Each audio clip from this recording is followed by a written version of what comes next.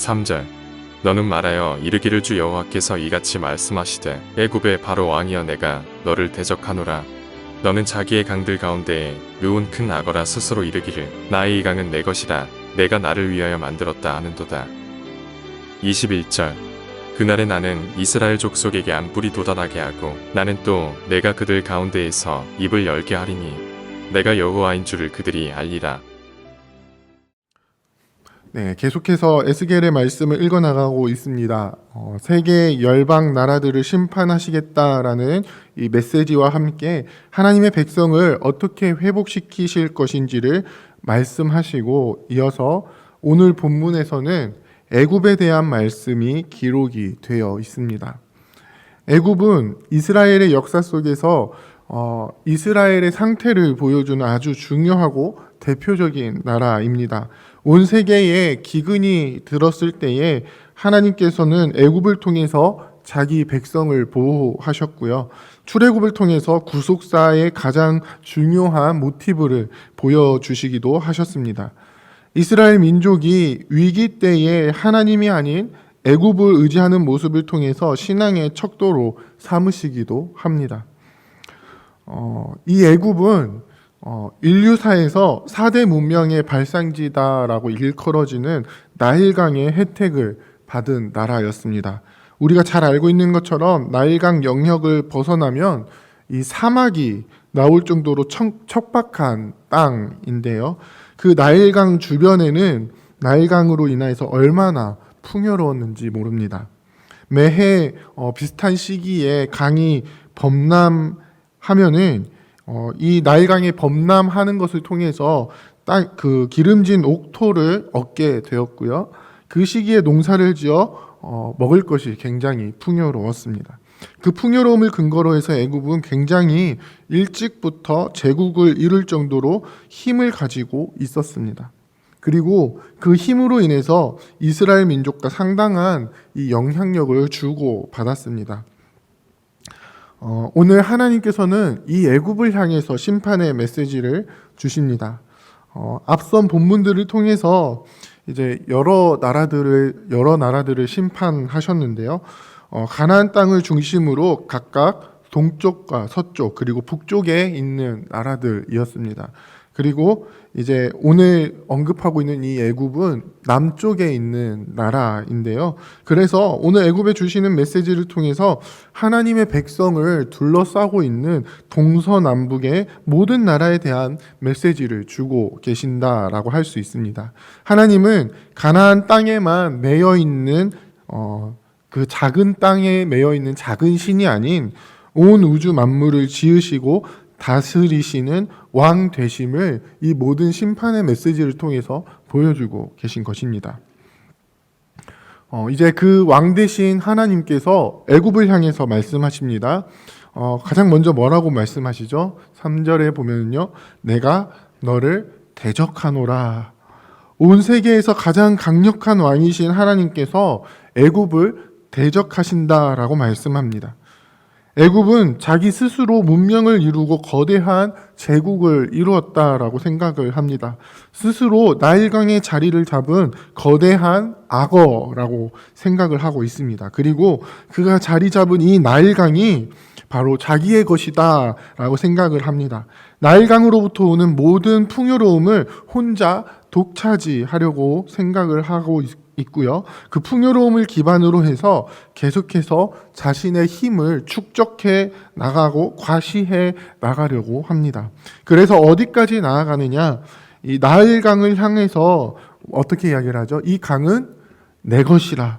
내가 나를 위하여 만들었다라고 이야기를 할 정도로 이 나일강에 매여 있는 모습을 보여줍니다.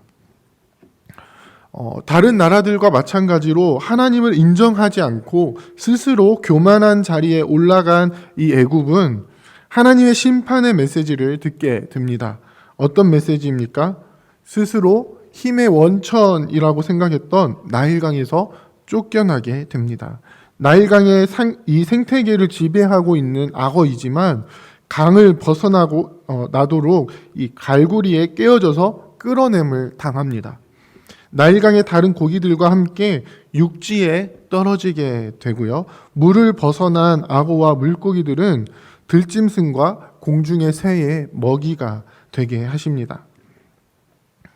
하나님께서 이렇게까지 하시는 이유는 애굽이 자신의 역할을 잊고 하나님의 백성을 대적하는 자리에 계속해서 섰기 때문입니다. 애굽은 사실 이스라엘을 돕는 지팡이였습니다. 그런데 그 지팡이에 대해서 어떤 지팡이라고 말씀하시냐면은 갈대 지팡이라고 이야기를 하십니다. 갈대로 지팡이를 만들면 어떻습니까? 그 지팡이가 튼튼할까요? 튼튼하지 않죠. 그래서 이스라엘 민족이 그 갈대 지팡이를 짚고 그 지팡이를 의지하였을 때 어떤 일이 발생하게 됩니까? 어깨가 찢어지고 허리가 상하게 되는 그런 일을 당하게 됩니다. 사실 하나님께서는 애굽을 통하여서 이스라엘 민족을 번영하게 하시는 하나님의 백성을 보호하시고 돕게 하는 역할을 감당하도록 하셨지만 그 이후에 애굽이 계속해서 이스라엘의 신앙을 무너뜨리고 이스라엘 민족을 대적하는, 이스라엘 민족을 통해서 자신의 유익을 계속해서 도모하는 모습을 보여주기 때문에 그 애굽이 자기 자신을 스스로 높이고 하나님을 대적하는 자리에 계속 서고 있다라고 평가를 하고 있습니다. 자신의 역할을 잊고 하나님을 대적하는 자리에 섰을 때 그 모습은 어떻게 나타납니까? 애굽에서 가장 먼저 나타났던 모습은 이스라엘이 출애굽을 하지 못하도록 막아서는 모습이었습니다. 하나님의 언약을 이루시는데 걸림돌의 역할을 합니다. 마음이 강팍해진 바로는 끝까지 하나님을 대적하다가 그 군대가 홍해에 수장당하는 일까지 경험하게 됩니다. 이후에도 계속해서 이스라엘 민족과는 상호작용을 주고받는 관계 속에 있는데요. 이스라엘의 신앙에 상당 부분 영향을 끼치게 됩니다. 그 속에서 아까 말씀드린 이스라엘이 애굽을 의지하였을 때, 하나님이 아닌 애굽을 의지하였을 때 이스라엘 민족이 넘어지게 하는 그 허리를 상하게 하고 어깨가 찢어지게 하는 그런 일들이 생겨나게 됩니다. 그 속에서 애굽은 스스로 높아지는 교만의 모습을 보여주고요. 하나님의 주권을 인정하지 않고 계속해서 어떻게 이야기를 합니까? 이 나일강이 내 것이라. 내가 만들었다. 자신의 힘의 원천이 바로 이 나일강으로부터 온다는 것을 확실시하면서 그 나일강을 끝까지 붙들면서 자기 자신을 높이는 그런 교만의 자리로 나아가는 것입니다. 이제 하나님께서 칼이 임하게 하셔서 모든 사람과 짐승을 끊어지게 하실 것입니다. 애굽 땅 밑돌에서 수에네 곧 구스 지경까지, 이 말은 애굽의 전역에서 모든 곳에서 하나님의 심판을 겪게 된다는 뜻입니다. 그래서 모든 땅이 황폐해지고 사막이 될 것이다 라고 말씀합니다. 그동안 애굽 땅을 풍요롭게 해주었던 나일강의 영향력이 완전히 사라지게 되는 것입니다. 나일강의 혜택을 받지 못하는 애굽은 그때 무엇을 알게 된다라고 말씀하십니까? 9절에 보면요, 내가 여호와인 줄을 그들이 알리라. 주변 국가들을 향하신 하나님의 이 심판의 메시지에서 계속해서 나타나는 것은 바로 그들이 여호와 하나님을 알게 되는 것입니다. 이것은 온 세상 만물을 주관하시는 분이 누구신지를 모든 민족이 알게 된다는 것을 의미합니다. 하나님의 백성이라 일컫는 이스라엘 민족이 망한 것에 대해서 일반적으로 세상이 받아들이고 이해하는 것은 그들의 하나님이 약하기 때문에, 주변 국가들이 섬기는 신들이 강하기 때문에 이스라엘 민족이 망한 것이다 였습니다. 하지만 그렇게 스스로 높이고 하나님을 멸시하던 나라들을 향해서 하나님께서 심판하시는 것을 통해 결코 하나님이 약해서 이스라엘이 망한 것이 아니다. 하나님의 백성을 온전케 하시기 위한 하나님의 계획이다라는 것을 드러내 보이고 계신 것입니다.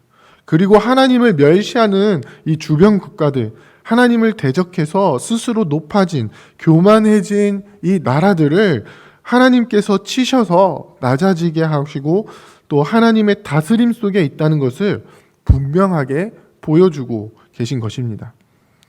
그러한 맥락 속에서 하나님께서는 애굽에 대해서 이 심판의 메시지를 주실 때 조금 특이한 것, 그러니까 앞선 나라들과는 조금 다른 것을 말씀하셨는데요.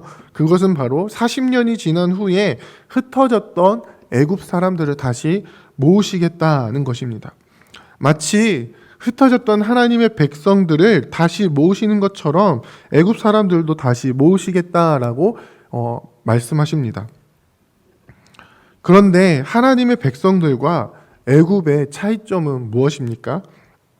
하나님의 백성을 다시 모으시는 것은 온전케 하시고 회복케 하심을 의미하지만 애굽을 모으신 후에는 회복되는 것이 아니라 미약한 나라가 되게 하시겠다고 말씀합니다. 실제로 오늘 본문의 후반부를 통해서 애굽이 어떻게 느부갓네살 왕에게 멸망을 당하게 되는지를 묘사하고 있습니다. 이 느부갓네살 왕을 중심으로 한 바벨론의 군대가 바로 하나님의 도구가 되어서 그때 당시에 어떤 역할을 감당하게 되는지, 앞선 본문에 나타나는 두로의 심판에도 이 느부갓네살 왕이 나타나게 되고요. 하나님의 백성인 유다를 심판할 때에도 이 느부갓네살 왕이 하나님의 도구로 사용되게 됩니다. 그랬던 이 바벨론의 군대가 동일하게 하나님의 도구로서 이 애굽을 치는 군대가 되어서 어떻게 애굽이 멸망하게 되는지를 보여주고 있습니다. 그리고 실제로 이제 역사적인 부분에서 살펴봤을 때에 40년을 계산해서 생각을 해본다면은 그 고레스 왕 때에 포로로 잡혀 있었던 모든 민족들에게 자신의 땅으로 돌아갈 것을 명령하는 일들이 일어나게 되죠. 그것을 통해서 유다 민족도 가나안 땅으로 돌아갈 수 있는 일들이 일어나게 되는데, 마찬가지로 동일하게 애굽 사람들도 자신들의 고국으로 돌아올 수 있는 기회를 얻게 되는 것입니다. 그런 사실들을 우리가 살펴볼 때에 온 세상 만물의 주관자, 그리고 모든 역사의 주관자가 누구신지 우리는 분명하게 알 수 있습니다. 누구십니까? 바로 하나님이십니다. 사랑하는 부평교회 성도 여러분, 하나님을 인정하지 않는 이 세상 속에서 오직 하나님만이 우리의 왕되심을 인정하며 살아가시기를 원합니다. 세상은 세상의 모든 영역에서 하나님의 하나님됨을 인정하지 않습니다. 스스로 높아지고 스스로 제국을 이루려고 합니다. 세상의 모든 것이 자기의 것이라고, 자기가 자기를 위해서 만들어 놓은 것이라고 이야기를 합니다. 하나님께서 세상을 위해서 만들어 놓으신 이 질서 속에서 자신의 배만 불리려고, 자신의 권세만 부리려고, 자신의 영향력을 통해서 모든 것을 이루려고만 하고 있습니다.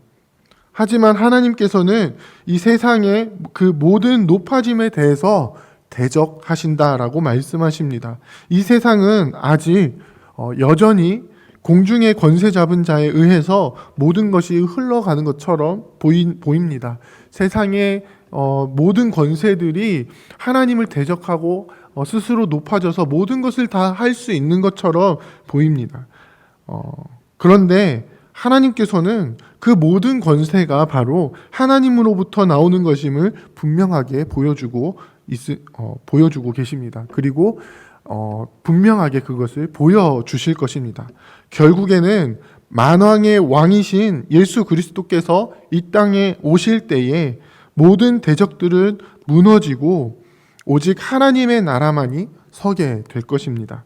그래서 21절에는 뭐라 말씀하십니까? 이스라엘 족속에게 한 뿔이 돋아나게 하고, 이 뿔은 일반적으로 왕권을 상징합니다.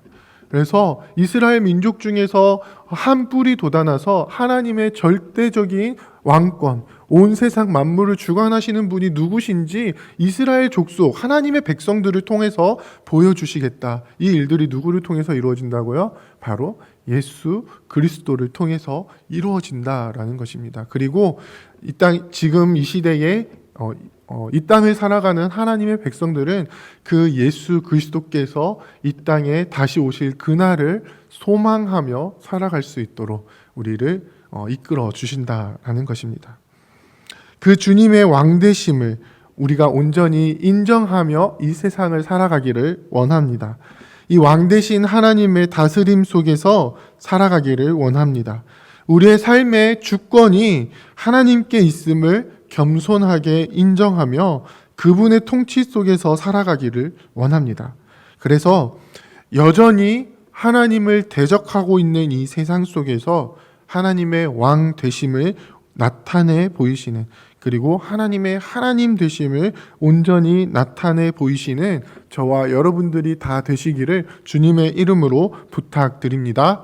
함께 기도하겠습니다.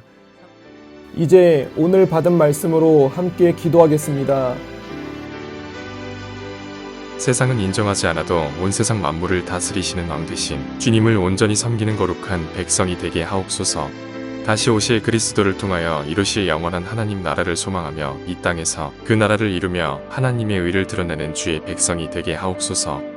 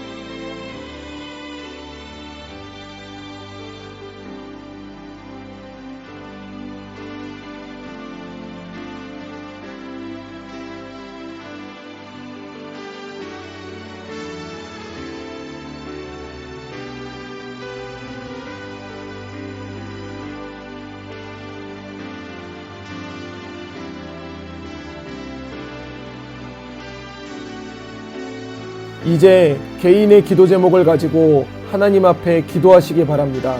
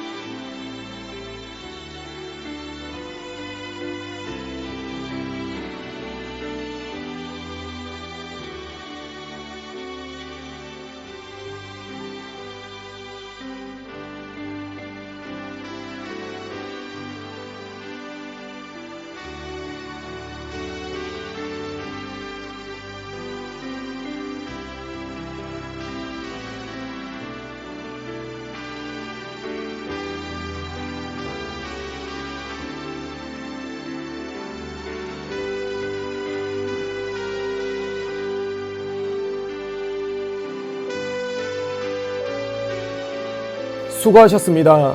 오늘도 하나님의 인도하심 가운데 승리의 하루를 보내시는 우리 재건부평교회 모든 성도님들이 되시기를 주님의 이름으로 축복합니다.